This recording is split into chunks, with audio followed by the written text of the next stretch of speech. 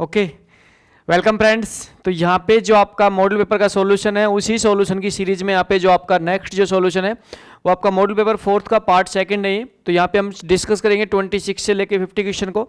ठीक है, तो देखो यहाँ पे नेक्स्ट, यहाँ पे जो क्वेश्चन है 26 कह रहा है the group of digit stored at each address in memory is generally referred. देखो ग्रुप ऑफ डिजिट, ठीक है, जो कि आपके एड्रेस को स्टोर करने के लिए, मेमोरी का जो एड्रेस होता है उसको स्टोर करने के लिए जो आपकी ग्रुप ऑफ डिजिट होती है वो क्या कहलाती है भाई? आपकी मेमोरी बिट कहलाती है। क्या कहलाती है? Memory bit. ठीक है, तो किसी पर्टिकुलर मेमोरी को सपोज करो किसी हमने कोई पर्टिकुलर मेमोरी उसको एक्सेस करना है, तो उसके लिए क्या जो एड्रेस होता है वो क्या कहलाता है? आपकी मेमोरी बिट होती है। ठीक है, is the right answer.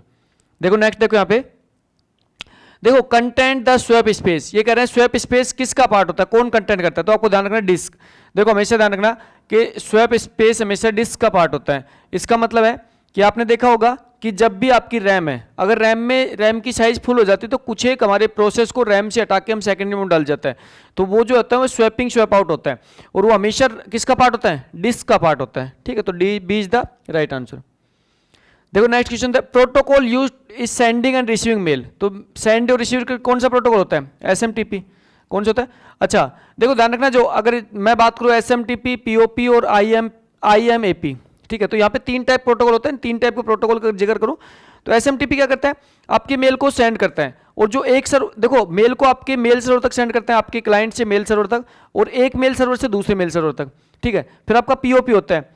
POP जैसे पोस्ट ऑफिस प्रोटोकॉल, जिसका आप जैसे आप देखते हो ना पीओपी 3rd, तो पीओपी पोस्ट ऑफिस प्रोटोकॉल है, वो मेल को रिट्राइव करने का काम आता है। ठीक है, जो कि सिर्फ सिंगल क्लाइंट का मेल को रिट्राइव कर सकता है। आईएमएपी क्या होता है? मल्टीपल क्लाइंट पे एक साथ मेल को रिट्राइव करता है।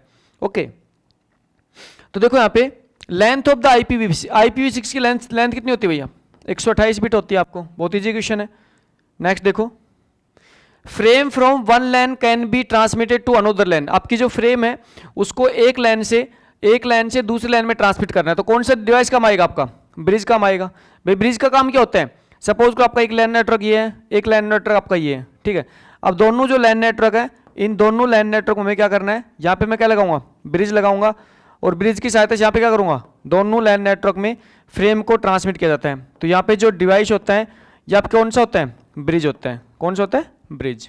ठीक है, नेक्स्ट देखो यहाँ पे the disadvantage of using the parallel mode of communication. ये कह रहे हैं कि जो कम्युनिकेशन का जो पैरेलल मोड होता है उसका डिसएडवांटेज क्या है? देखो पैरेलल मोड का मतलब ये है कि यहाँ पे आपके क्या होंगे? एक साथ मल्टीपल डिजिट आपके पैरेलली आपके ट्रांसमिट होंगे। देखो यहाँ पे क्या होंगी कि आपकी मल्टीपल, देख सपोज करो आपकी डिजिट है 1 0 1 1 0, देखो समझो यहाँ पे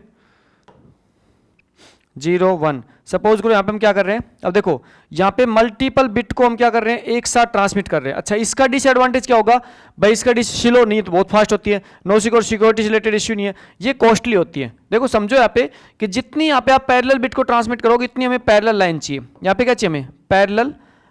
पैरेलल लाइन चाहिए, और जो पैरेलल लाइन होती है इसका मतलब है यहाँ पे कॉस्टली होती है। ठीक है, जो हमारी शॉर्ट डिस्टेंस होती है उसके लिए इसको यूज कर सकते हैं, लॉन्ग डिस्टेंस यूज नहीं कर सकते, बहुत ज़्यादा कॉस्टली होती है। नेक्स्ट देखो, choose the statement that are the syntactically incorrect in C language. ये कह रहे हैं कि आपका सिंथेटिकली इनकरेक्ट कौन सी इनमें से? अच्छा, पहला दे रखा है 4 सही है, इसमें कोई दिक्कत नहीं है। अच्छा, दूसरा दे रखा है, अच्छा अब दूसरा समझो, दे रखा दिस, अच्छा ये आपके कमेंट्स के लिए दे रखा। देखो अब कमेंट्स के लिए, कमेंट्स स्टार्ट तो इससे हो जाए, देखो कमेंट्स स्टार्ट इससे होता है। ठीक है, और दूसरा आपका कमेंट्स एंड किससे होता है? इससे होता है। अब देखो यहाँ पे कमेंट्स यहाँ पे स्टार्ट हुआ, ठीक है, ये बीच में कुछ भी आ सकता है। अच्छा यहाँ कमेंट्स एंड हो गया, आगे क्या लिख दिया? ये गलत हो जाएगा, ये क्या हो जाएगा? रॉन्ग हो जाएगा। देखो कमेंट्स यहाँ तो स्टार्ट हुआ, यहाँ एंड हो गया, फिर आगे क्या है? इसको रॉन्ग रीड करेगा। रिटर्न 5 ये भी सही है आपका, और रिटर्न 6 + 3 ये भी आपका सही है।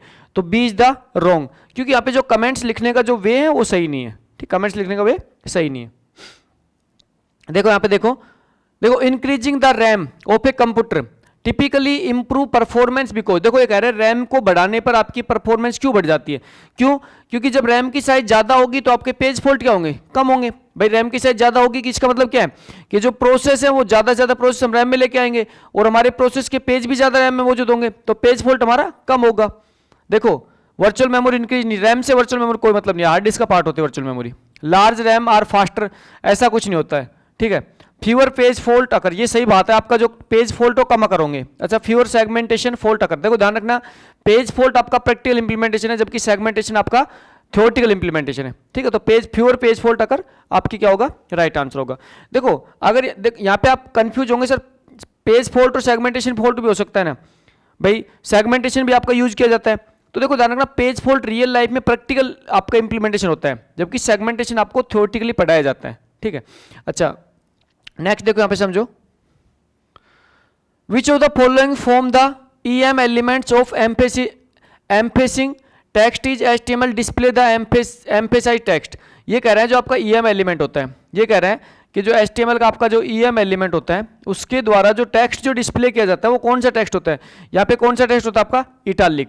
कौन सा टेक्स्ट, यहाँ पे जो कंटेंट्स होते हैं, देखो यहाँ पे जो कंटेंट्स होते हैं उसका जो टेक्स्ट होता है वो किस टाइप का होता है, इटालिक टाइप का होता है, ठीक है। D is the right answer. Next देखो, which of the following HTML code snippet is use to specify the path a GIF image in stored.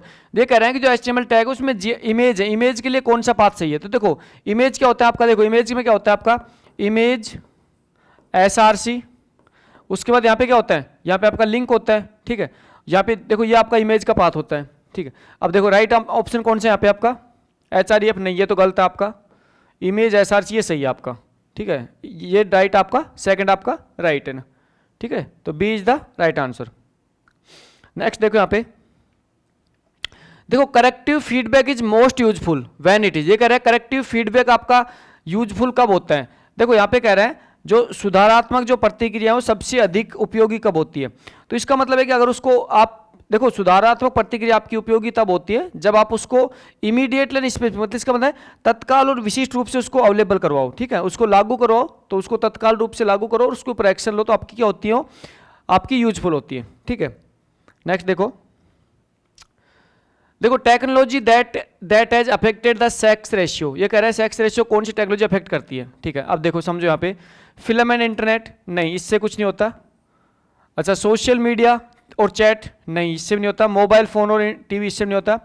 देखो एमनियोसेंटेसिस और अल्ट्रासोनोग्राफी, बिल्कुल जो तो आपके एमनियोसेंटेसिस और अल्ट्रासोनोग्राफी होती है, ये क्या होता है आपके गर्भ में जो बच्चा होता है उसको चेक करने के लिए काम में लिया जाता है इनको, जिससे क्या होता है आपके सेक्स रेशियो को इफेक्ट करता है। तो ये टेक्नोलॉजी होती है, तो ये आपके सेक्स रेशियो को इफेक्ट कर सकती है, ठीक है। तो D is the right answer. अब देखो अगला देखो, which of the following computer based instructional material can be use to learn new concept. ये कह रहे हैं इनमें से कंप्यूटर बेस्ड आपकी इंस्ट्रक्शन मटेरियल है जो कि आपके नए कंसेप्ट को लर्न करने के लिए सहायता फुल होती है। अच्छा सिमुलेशन का मतलब तो होता है भाई कंप्यूटर की सहायता, सपोज करो हम जंगल में जैसे कंप्यूटर से हम गेम खेलते हैं, ठीक कुछ फील करते हैं, वो आपका सिमुलेशन होता है, ठीक है। जैसे सपोज करो आपने गेम में क्या किया, जैसे जंगल में आपने गेम के थ्रू आपने जंगल के शेर को क्या कर दिया, मार दिया गोली मार के, ठीक है। तो ये क्या होता है, सिमुलेशन करते हो आप, ठीक है, वो होता है। ऑनलाइन असेसमेंट मतलब यहाँ पे क्या होता है, ऑनलाइन जो आप आकलन करते हो, एग्जाम वगैरह देते हो, आकलन करते हो, आप कुछ नया सीखना है, तो नया सीखने क्या होता है, ट्यूटोरियल। तो इसका राइट आंसर क्या होगा, सी। देखो ट्यूटोरियल मतलब होता है जैसे सपोज करो आपने मेरा चैनल है, आप मेरा यहाँ पे जो चैनल बनाया है उस चैनल से आप क्या नया कुछ सीख रहे हो, तो वहाँ पे वो क्या है, ट्यूटोरियल है, ठीक है। उससे आप क्या सीख रहे हो, कुछ नया सीख रहे हो, लर्न करने हो कुछ नया, ठीक है। नेक्स्ट देखो यहाँ पे, विच of the following is true. ये कह रहे हैं इनमें से आपको सत्य बताना है। एवरी कैंडिडेट की प्राइमरी की नहीं, प्रत्येक कैंडिडेट की प्राइमरी की होती है क्या, नहीं। देखो कैंडिडेट की में से ऐसी एक की जो कि कभी भी नल ना हो वो आपकी प्राइमरी की होती है, और एक ही होती है प्राइमरी की। प्राइमरी की इज नॉट ए कैंडिडेट की नहीं, प्राइमरी की कैंडिडेट की ही होती है, गलत बात है ये। A relation table may have more than one foreign key, ये सही बात है, आपके टेबल में एक ज्यादा फॉरेन की हो सकती है, कोई प्रॉब्लम नहीं होती, ठीक है। अच्छा कैंडिडेट की maximum set of attribute whose value are unique नहीं, कैंडिडेट की आपकी मिनिमम सेट ऑफ एट्रीब्यूट होती है, मैक्सिमम नहीं होती है, यहाँ पे क्या होती है, मिनिमम होती है। तो सी इज द राइट आंसर। देखो एक्सएमएल डॉक्यूमेंट्स फॉर्मेट ए स्ट्रक्चर, एक्सएमएल डॉक्यूमेंट्स का आपका फॉर्मेट कैसे स्ट्रक्चर में होता है, तो आपका कैसा होता है, ट्री स्ट्रक्चर में होता है। देखो ध्यान रखना जो एक्सएमएल जो डॉक्यूमेंट्स होता है उसका फॉर्मेट ट्री स्ट्रक्चर में होता है। इसका मतलब आपने देखा होगा ना भाई एक्सएमएल सबसे क्या होता है, आप डिक्लेरेशन करते हो, फिर डेफिनेशन देते हो, फिर आपको सिंटैक्स लिखते हो, उसके फिर मेथड लिखते हो, वो सारे अक्षर क्या होता है आपके ट्री स्ट्रक्चर चलते हैं, ठीक है। ट्री स्ट्रक्चर में आपके पूरा सिंटैक्स लिखा जाता है। अच्छा यहाँ पे देखो, which of the following refer to the techniques use to verify the integrity of the message. देखो मैसेज की इंटीग्रिटी के द्वारा किस टेक्निक का यूज किया जाता है, इसका मतलब यहाँ पे क्या होता है, हैश फंक्शन होता है। यहाँ पे क्या होता है, हैश फंक्शन होते हैं। तो मैसेज की इंटीग्रिटी क्या करते हो भाई, सपोज को हमने क्या किया, सेंडर साइड पे एक हैश वैल्यू कैलकुलेट कर दी, अगर same hash value receiver side पे हमें फाइंड आउट हो जाए तो इसका मतलब मैसेज को किसी ने चेंज नहीं किया है, ठीक है। तो इससे किससे आइडेंटिफाई करते हो? अच्छा, हैश फंक्शन क्या होता है? Message digest. किससे करते हो? मैसेज डाइजेस्ट थ्रू क्या निकालते हो आप? हैश वैल्यू निकालते हो और उस हैश वैल्यू को हम ट्रांसमिट करते हो और रिसीवर साइड पे भी सेम हैश वैल्यू कैलकुलेट की जाती है। अगर दोनों सेम पाई जाती है तो इसका मतलब कहीं भी आपका जो मैसेज हो चेंज नहीं हुआ है। जब आपने देखा होगा ना इसके एल्गोरिथम, जैसे मैसेज डाइजेस्ट की एल्गोरिथम कौन सी होती है? जैसे मैसेज डाइजेस्ट 5 MD5 होती है आपकी, सिकोर हैश एल्गोरिथम होती है आपकी, ठीक है, ये होता है ना, तो ये आपकी एल्गोरिथम होती है, ठीक है। आपको ध्यान रखना है ये आपकी एल्गोरिथम है हैश फंक्शन कैलकुलेट करने की। देखो नेक्स्ट देखो, gigabyte is equal to, gigabyte किसकी इक्वल होती है भाई? एक गीगाबाइट इक्वल टू 1024 मेगाबाइट। तो किसकी इक्वल होती है? 1024 मेगाबाइट। बहुत इजी क्वेश्चन है, ठीक है। अच्छा नेक्स्ट देखो यहाँ पे, देखो POP3 and IMAP are email account in which, देखो आपके जो POP3 और IMAP जो ईमेल अकाउंट है, देखो आज के दिन गूगल के द्वारा दोनों सर्विस मिलती है आपको, POP3 की मिलती है, IMAP की मिलती है, ठीक। अच्छा यहाँ पे देखो काम क्या होता है, देखो समझो इस प्रोटोकॉल को।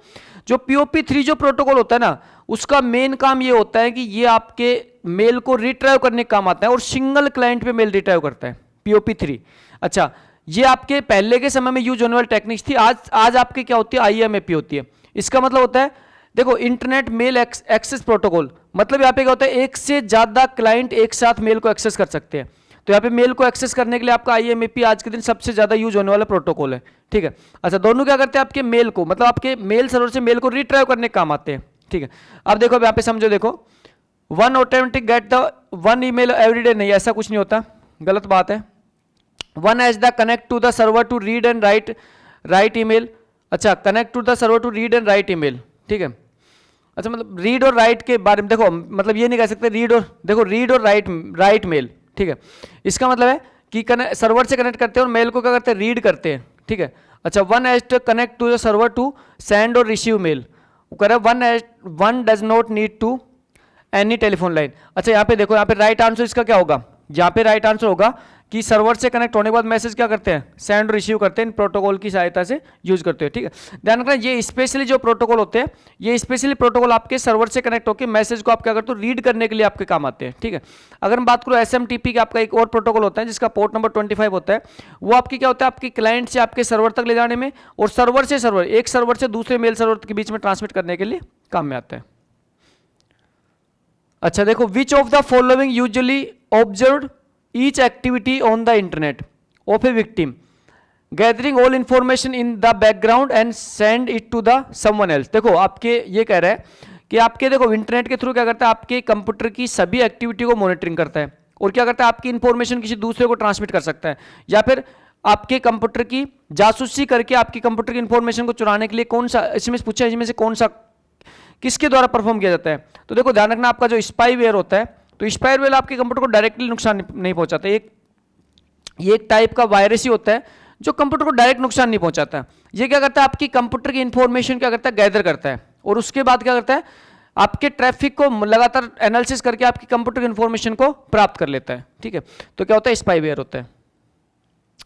नेक्स्ट देखो, which of the following is a multi point networking topology. Multi point मतलब क्या होता है भाई? आपका मल्टी पॉइंट आपके जैसे ये हो गया, ठीक है।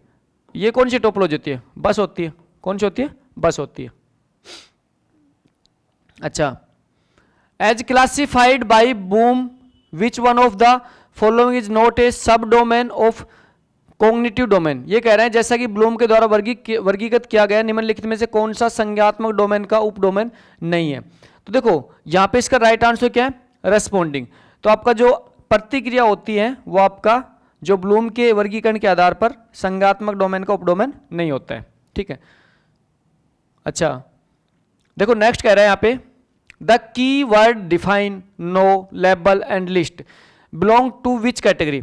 देखो परिभाषित, जानता है, लेबल, सूचियां, कीवर्ड की श्रेणी किससे संबंधित है, ठीक है। तो ध्यान रखना, आपका जो मूल्यांकन करना या फिर मैं कह सकता इवैल्यूएशन करना, ये सारी इवैल्यूएशन की कैटेगरी में आती है। कौन कौन से keyword? Define, no, label, list, ये सारी किस में आती है? इवैल्यूएटिंग करना, ठीक है, इवैल्यूएशन करना। तो राइट आंसर क्या हो जाएगा? डी राइट आंसर हो जाएगा। देखो नेक्स्ट देखो, algorithm and flow chart help us to. देखो एल्गोरिथम और फ्लो चार्ट हमारा क्या हेल्प करता है, तो देखो समझो। तो एल्गोरिथम फ्लो चार्ट क्या होता है भाई? एल्गोरिथम क्या होता है? प्रोसेस, एक प्रोसेस होता है, ठीक है, जो कि हमारी कोई भी कॉम्प्लेक्स प्रॉब्लम होती है उनको स्टेप बाय स्टेप सॉल्यूशन बताता है एल्गोरिथम। अच्छा, फ्लो चार्ट क्या होता है? उसी का जो हमारा जो कॉम्प्लेक्स प्रॉब्लम होती है उनका क्या ग्राफिकल रिप्रेजेंटेशन होता है हमारा फ्लो चार्ट। ठीक है, अब ये क्या करते हैं समझो, देखो, नो द मेमोरी कैपेसिटी, नहीं ऐसा नहीं होता है। Identify the base of A number system, नहीं ऐसा नहीं होता है। Direct the output the printer, ऐसा नहीं होता है। Specify the problem completely and easily, बिल्कुल सही बात है कि आपकी जो भी प्रॉब्लम है उसको कंप्लीटली और इजीली स्पेसिफाई किया जाता है किसके द्वारा? आपका जो फ्लो चार्ट होता है, मतलब एल्गोरिथम होती है, आपका जो फ्लो चार्ट होता है। तो D is the right answer. Next देखो यहाँ पे, small and intelligent device is so called because it contain with in the, देखो आपके ये कह रहे हैं स्मॉल एंड इंटेलिजेंट डिवाइस, ठीक है, is so called because it contain with in it, ठीक है, कंप्यूटर, माइक्रो प्रोसेसर, प्रोग्रामेबल और सेंसर। तो आप क्या होते हैं, जो आपकी स्मॉल डिवाइस होती है, जैसे आपने देखा होगा बल्ब होता है आपका, जैसे स्मार्ट डिवाइस होती है ना आपकी, जो आपकी इंटेलिजेंट डिवाइस होती है उसमें बल्ब हो गया, एसी हो गया, या आपके सेंसर के द्वारा आपकी क्या होती है काम करती है। जैसे आपने देखा होगा आप घरों में आज के दिन, आने वाले टाइम पे, जैसे अभी गवर्नमेंट संस्था में लगने स्टार्ट हो चुके हैं, जैसे आपके बल्ब वगैरह जो होते हैं वो अगर किसी भी इंसान के अगर रूम के अंदर कोई नहीं रहता है तो ऑटोमेटिक वो बंद हो जाते हैं, क्योंकि उनमें सेंसर लगे होते हैं, वो एक्टिविटी को सेंस करते हैं। अगर कोई एक्टिविटी परफॉर्म नहीं होती तो ऑटोमेटिक क्या हो जाते हैं, बंद हो जाते हो, ठीक है, जिससे हम लाइट की बचत कर सकते हैं। ओके, तो यहाँ पे क्या होगा, sensor, D is the right answer. ये कह रहा है what is the responsibility of the logical unit in the CPU.